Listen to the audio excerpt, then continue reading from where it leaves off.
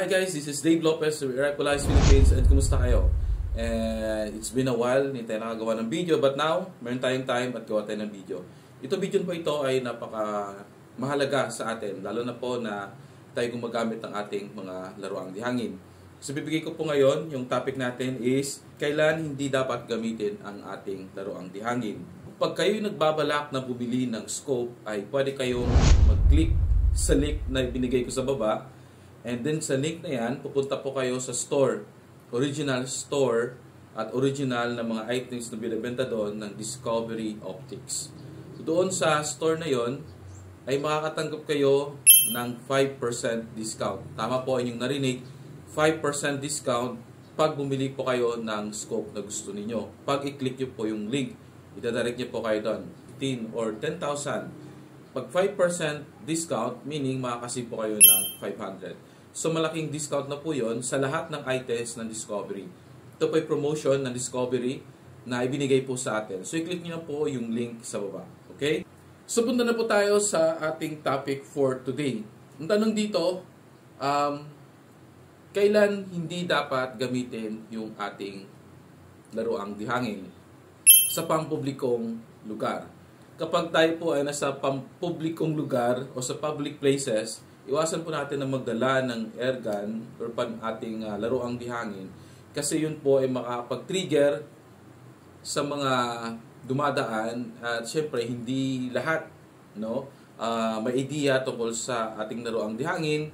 Magkakaroon po sila ng baka magpanik sila kung baka akalain nila na mayroong shooting, nasa plaza tayo, nasa mall, nasa market, bus station, lahat po ng maraming tao, wag po nating dalhin. Ganon din po pag kayo'y naglalakbay, halimbawa mayroong competition o laro sa kabilang island, kung magta-travel kayo by sea, dadaan po kayo sa mga inspection, maigi po na nakaregister ang inyong airgun. So pag mayroong checkpoint or mayroong inspection, pag tayo dumalo sa ibang mga island, mag-travel tayo by sea, or by land or by air, nasakay tayo ng aeroplano na mayroong checkpoint or inspection. Kasi malaki ang percent na mako-confiscate ang ating mga laruang dihangin. So wag nating dalhin yung ating airgun pag curfew. Halimbawa, pag gabi na, bit natin dito, naglalakad tayo sa daan, huwag nating dalhin pag during gabi kasi makakaago attention po yun sa mga nagruronda ng mga kapatid natin, like for example, mga barangay tanod, barangay officials, nakikita nila, uy, bakit may bit kang airgun? Baka isipin nila kasi ngayon yung mga unit ngayon parang nagmumukha ng yung real gun, ang mukha niya. So iwasan natin na mangyari yon para hindi naman makonfiscate yung ating laruang dihangin. Talagang hunting ay pinagbabawal sa Pilipinas. So isa din tip is huwag nating gamitin yung ating laruang dihangin kahit saan man na pinagbabawal ng gobyerno. Lalo na po ngayon na marami nagpo-promote na ngayon ng mga competitions para naman ma-enjoy yung hindi sayang yung laruang dihangin. Yung mga airguns ngayon dumadami na sa Pilipinas, marami ng mga update, marami ng mga designs kasi marami na nag-iinganyo na sumali sa ganitong klaseng hobby natin. Kung may mga malaking gusali, maraming bahay, so iwasan po natin magpa-target shooting doon. Kasi minsan natin alam, makala natin safe pero may mga tao na pala na nakaka-disturbo tayo, nakapag-agaw pansin sa kanila, isipin nila, uy, bakit may mga tao na armado dyan? Baka ma-confiscate pa yung ating unit dahil na nagpapanik yung mga tao sa palibot natin, especially pag maraming tao. Pero pag alam nila, then they respect that, nakita nila safe naman yung lugar, that's good. Pag gun ban po, wag po tayo magdala ng mga laruang dihangin. Talagang hindi pwede po yun. Especially ilang mga days, numbers of days, or weeks yung gun ban. So kailangan na maghunos dili muna tayo. So wag tayo magdala para na maiwasan natin yung mga hindi natin inaasahan na mahal natin yung airgun natin tapos kukunin sa atin. So ang tip ko po doon, gun ban, pahinga muna. Kasi after nun, pwede naman balik tayo sa competition o what activities na gusto natin. Pero gusto natin na legal. Pero pag ganon, tating gun ban, relax muna. Ihangin, pag may mga minority edad sa palibot natin, halimbawa sa mga maliit na bata, naku po. So iwasan po natin ang mga ganung bagay para maiwasan po natin yung disgrasya.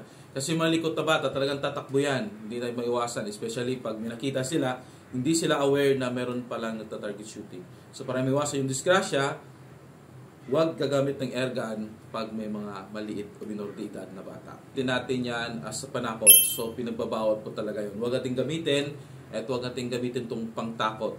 Especially pag nagkaroon po kayo ng di magandang pagkakaunawaan ng kapitbahay mo, and then magagalit po tayo and we will use this as a weapon. So hindi po pwede yun kasi pwede at talagang mako-confiscate yung ating airgun. So na huwag natin gamitin yung ating unit as panakot sa kapwa natin. At ganoon din nakalagay dito, huwag natin gamitin yung ating unit pag nasa impluensya po tayo ng alcohol or medyo hindi na po maganda yung ating, hindi na po tayo sa katinuan dahil po sa influence ng alcohol. Kasi minsan, hindi natin alam kung ano yung ginagawa natin. Pag lasing tayo, nakadipitin ng airgun, dumadaan tayo sa daan, so delikado po yun or sa anumang range. Mahalaga na kapag tayo gumagamit ng ating unit ay condition po tayo and nasa proper po tayo na pag-iisip para po maiwasan po natin yung mga hindi inaasahang disgrasya. So isipin natin na hindi siya laruan lang. So ito po ngayon, especially na ngayon na ang mga laruang dihangin ay umaabot na ng 900 to 1,500 FPS o mas mataas pa. Lalo na pag yung caliber na ginagamit natin is .30, .35, bawal po para sa akin na ituring natin siyang laruan. So, isa din po ay pinagbabawal na wag po tayo maglagay ng pellet sa loob or mag-testing o magayos ng ating unit sa loob tayo ng bahay. Especially pag wala po tayong room para sa pag-ayos. Mas mag-aigi po na pag mag-ayos po tayo, nasa range po tayo or sa isang lugar na kung saan secure yung ating paligid. If in case na magkaroon ng hindi inaasahan ay hindi po maapektuhan yung ibang tao. And ganoon din po, always natin isipin yung 45 degrees na rule na tinuro sa akin. Isinare din sa akin ni Nong Ernie Polidario yung pag ito 45 degrees, so dapat walang tao po dyan para maiwasan po natin yung disgrasya. So pinagbabawal po na itutok yung ating unit kahit saan lang. Either may laman siyang hangin, either may laman siyang pellet o wala, kailangan na i-consider po natin siya na yung harap ng ating panumpit ay nakatutok sa walang tao, 45 degrees. Okay? Kaliwaan, left and right. Para maiwasan po natin yung disgrasya. So far, yun lang po yung mga list na naisip ko. Bago tayo magtapos, promotion ulit tayo. So, meron pong link sa baba. I-click nyo po if you want this guy. Ito po yung 2,000 plus lang. Meron ding mga 3,000, 4,000, pataas na ng 20,000. Malaking bawas. If i-click nyo yung link para makatanggap po kayo ng 5%. Dito lang po yun sa ating channel na Air Rifle Hobbies Philippines. Guys, maraming salamat sa pagsama and nag-enjoy ako dito. Yeah, ito yung aking maliit na panumpit. Makita niyo, napaka-iksi lang siya, no? Yan. Dito lang siya ka-iksi. So guys, thank you so much sa pag-watch ng ating channel. Hopefully may nakuha po kayong mga information sa mga kailan pinagbabawal ang paggamit ng ating laruang dihangin. See you guys soon and have a nice and wonderful day. Cheers! Aloha guys, this is Dave Lopez from Air Rifle Hobbies Philippines. I invite you to subscribe on our channel para makatanggap po kayo ng notification sa mga bagong videos natin gawa. Alright? Maraming salamat po!